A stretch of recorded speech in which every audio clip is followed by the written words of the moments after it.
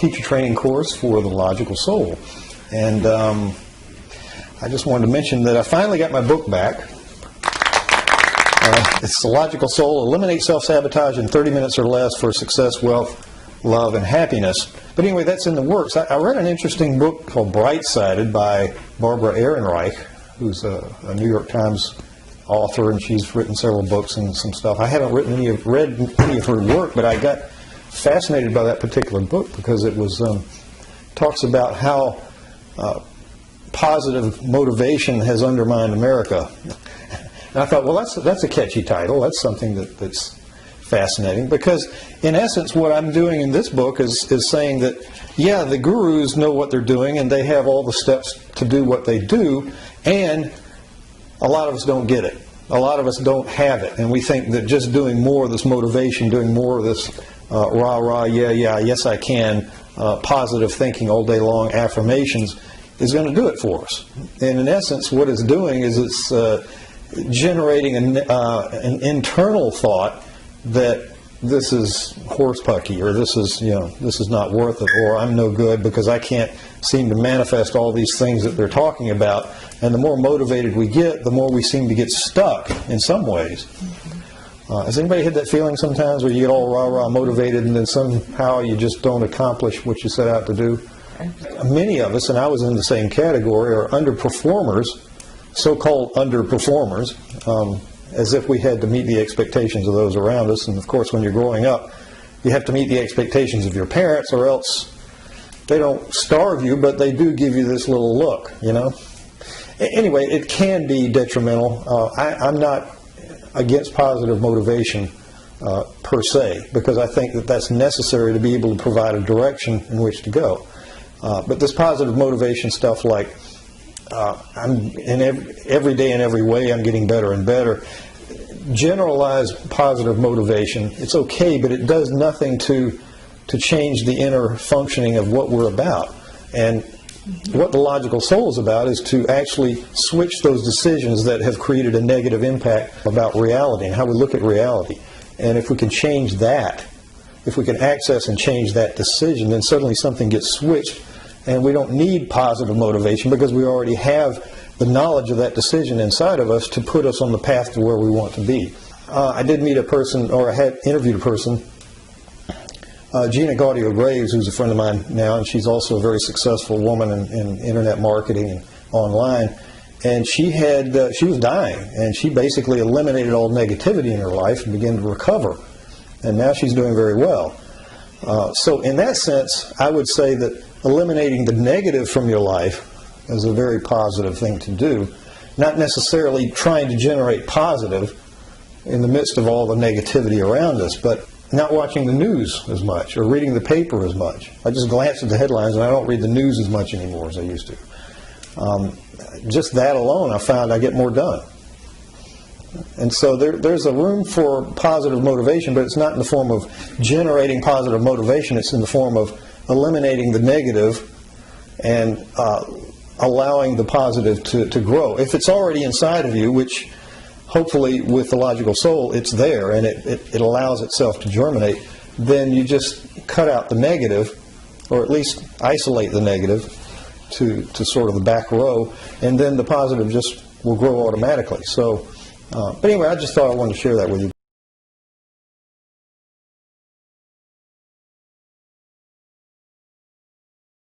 What's that? Our inner decisions, like it's our own law. The inner decisions is our own. The inner decisions, the hidden decisions, create our laws. Yes, it depends on how deep they are. Yeah. Yeah. And we obey and abide by them. Well, a hidden decision is on different levels. So you have different, mental, emotional, physical levels of decision making. That's a good question. And the law, the inner law that we go by, and it depends on the area we're talking about. I mean, if it's relationships or money or health or whatever we're talking about, there are decisions that we have made in every area of our life, about every facet of our life. I'm of the school that says if it works, it's true. If it's true for us if it works in our life and it generates what our outcome is desired. if the outcome is not generated, then it's not true for us. There's something else going on. Maybe truth for us is confusion or chaos. Some people's truth is that. And so they generate conflicting decisions, or they have generated conflicting decisions in their life that manifest chaos and disorder and suffering and drama. If that's their reality, that's their truth. So I tend to see reality, what's going on in someone's life, as their truth. If this is what's going on in your life, guess what? That's what's true for you. I mean, for me, how can it be any other way? Now, for other people, they may argue and say, well, no, this is true, even though this is not happening. And I can see that, if you believe in peace, but yet you're surrounded by war or suffering, it doesn't mean that you're believing that war and suffering is a reality. No, it just means that there's some conflict within you that puts you in the middle of that. Now, war and suffering is always going on somewhere. But what puts you in the middle of war and suffering, that would be part of your decision, as far as the hidden decision and part of the subconscious motivation that draws you to that reality. Stuart Wilde told a story about his friend who was Jewish, a Jew in Germany, and Hitler started persecuting the Jews. He says, well, what did you do? He says, well, I left. He says, well, where did you go? I went to Austria. And he says, well, what did you do when the Germans came into Austria? He says, well, I left again. He says, where'd you go? I went to either Switzerland, and then he eventually ended up in the United States, and he didn't have a problem. He just left. It's one of those things where if we have drama in our life, if we have suffering, if we have things going on in our life, what are we doing to attract the situation to us? I mean, yes, a lot of Jews died in Germany and Europe, but the fact is, some left. Some just left. And so there's a tendency that we want to say, if you're a Jew in Germany, and say, well, Hitler loves me, Hitler, or something. It's not going to happen, probably. You can do affirmations till you're green in the face or blue in the face, but it's not going to happen. If you leave, that's a step in the direction that your inner guidance, if it's clear, will tell you, this is what I need to do, or this is where I need to go. Now, a lot of mutate, as it were, and so a lot of us, we go through life and we don't want to mutate. We don't want to allow something different to come about. What happens if I change my situation? What happens if I move? What happens if I leave? What happens if I don't do what I've always been doing? Then what? Where will I be? That's called walking off the cliff. And sometimes you have to walk off the cliff to discover gravity. Gravity's a scary thing when you don't have anything under you. It's like, ooh. Try bungee jumping. I haven't done it yet. I thought about it. That's about as far as I've got. I don't know if it's going to happen, but we'll see. I have walked out over the Grand Canyon. Yes, you have. I looked down and said, ooh, that's neat, big ditch. And what was interesting, the interesting thing about that is that before that time, or at least I thought I had, a dreadful fear of heights. I mean, I was dreadfully afraid of heights, but I remember being at the Grand Canyon and walking out on this little, one of these things that jut out, little precipices or whatever you call them, little rock things that you walk out on. And my wife is screaming at me, we don't have life insurance yet. Come back, please. And so, but I just noticed, and this was the notice, is that I wasn't afraid. And that was huge. But I was able to do it, and I noticed that in situations like that before, I would just be totally petrified. I could not move. My body would not let me move. But I noticed with this, I just took one step, and then another step, and then another step, looked around, and finally I was up on the roof. It just happened.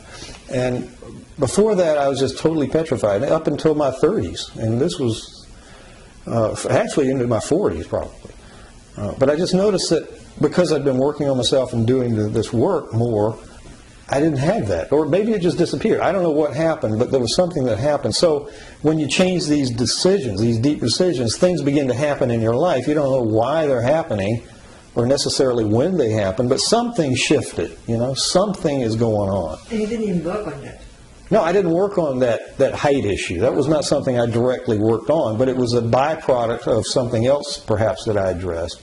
Some fear. That once you work on your fear, once you work on your hesitancy and the fear of gravity, and that was a literal fear of gravity. I mean, there was, fear of falling is a fear that we come in with. And so if that fear, it wasn't gone. I mean, I wasn't going to step over that thing. I wasn't going to jump off the ladder. I mean, there's certain basic things that I'm just not going to do. You know what I'm saying? I still have sense enough to not do that. But it's like if I put a 2x4, you know, from here to there over the sofa, not that my wife would have let me do that, but if I were to put a 2x4 and ask you to walk over it, could you do that? Yeah, or a 2x6. Let's make it a little broader, 2x6, a little wider, about this wide. And you could walk that, right? Now, suppose these were two skyscrapers, and I put the 2x6 over that. Could you walk it? No. It gets a little scarier, doesn't it? Because what happens, the context changes. Now it's not just a matter of walking across a 2x6, it's a matter of survival, right? But you look at it, it's the same 2x6.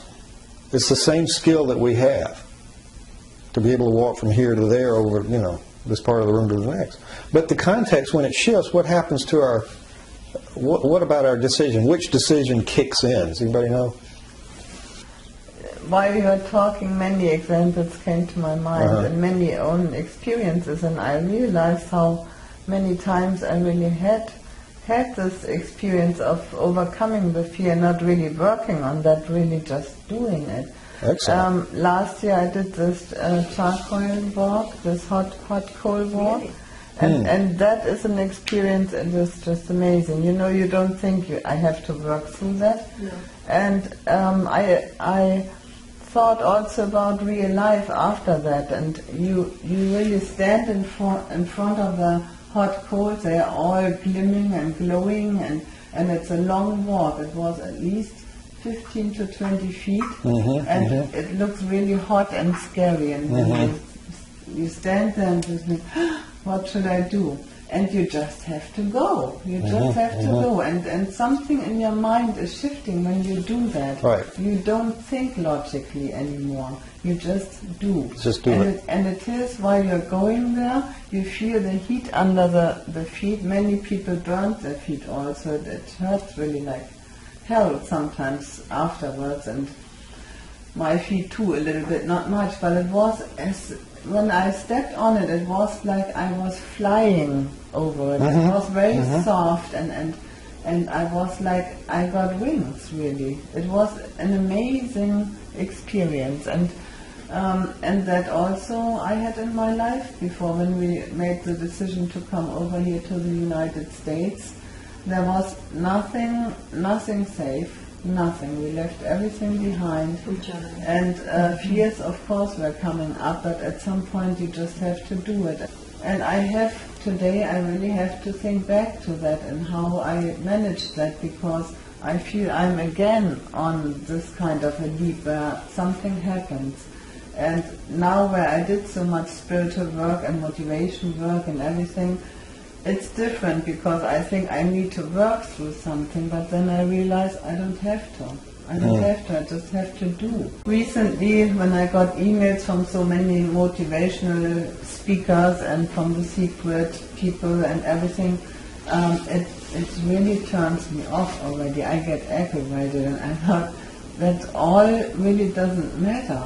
It is a switch what you have to switch on or off in your inside. And that is right now for me an amazing process. Made it. Great story, yeah.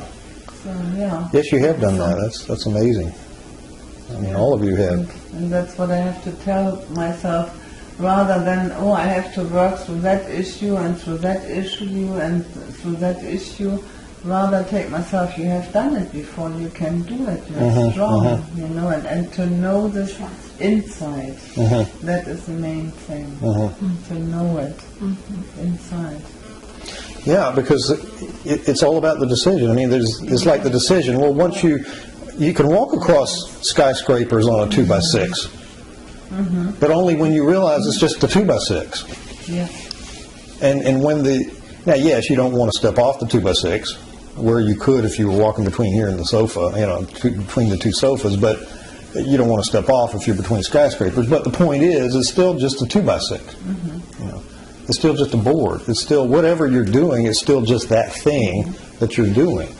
But we give meaning in context to all sorts of things that may or may not be true. Yes, the context is if you fall off that board, you probably die because it's kind of high, you know. But the fact of the matter is, chances are you're not going to fall. In fact, there's a pretty good chance you won't.